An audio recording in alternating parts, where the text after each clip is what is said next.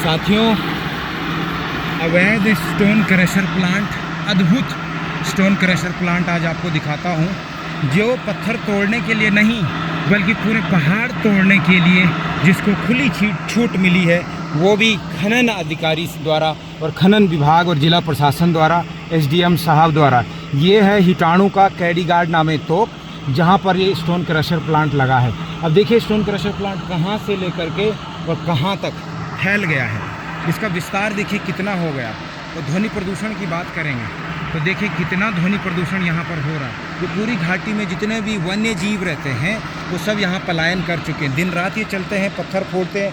Noise देखिए, मैं अभी कम से कम 50 मीटर दूर हूँ, लेकिन अभी देखिए यहाँ दो आदमियों का बात करना जो है बड़ा मुश्किल हो जाता है, इतना नॉइज़ है इस घाटी में। उसके अलावा देखिए इस भाई ने पूरी ठान रखी है कि ये पूरे पहाड़ को तोड़ के रहेंगे। लैंडस्लाइड जोन दिखा देखिए आप, वहाँ पर लैंडस्लाइड होना शुरू हो गया है, वहाँ पर लैंडस्लाइड होना शुरू हो गया है। देखिए पत्थर कहीं से ला के तोड़ें तो शायद ये मानक में है, लेकिन इसका कोई भी मानक पूरा नहीं है। मशीनें खुली हैं और हमारी सहायक नदी जिसका हम पानी पीते हैं उसमें बजरी रेता धोई जाती है।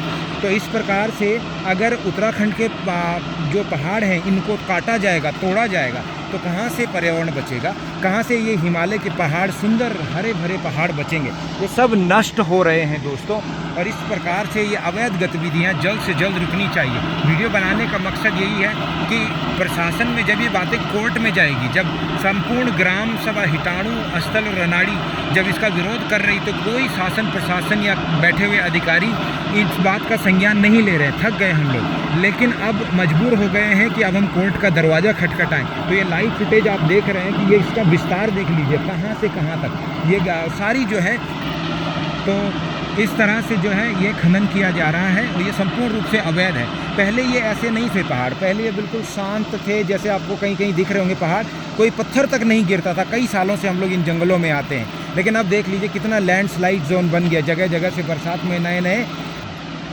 दोस्तों ये पहाड़ ऐसे नहीं थे, तो इन पहाड़ों को ये क्रशर प्लांट वाला व्यक्ति तोड़ रहा है। माताएं बहनें घास के लिए आती थी, तो एक पत्थर कभी इन पथरीले पहाड़ों से नहीं निकला, इन हरे भरे जंगलों से नहीं कुछ ऐसा हुआ।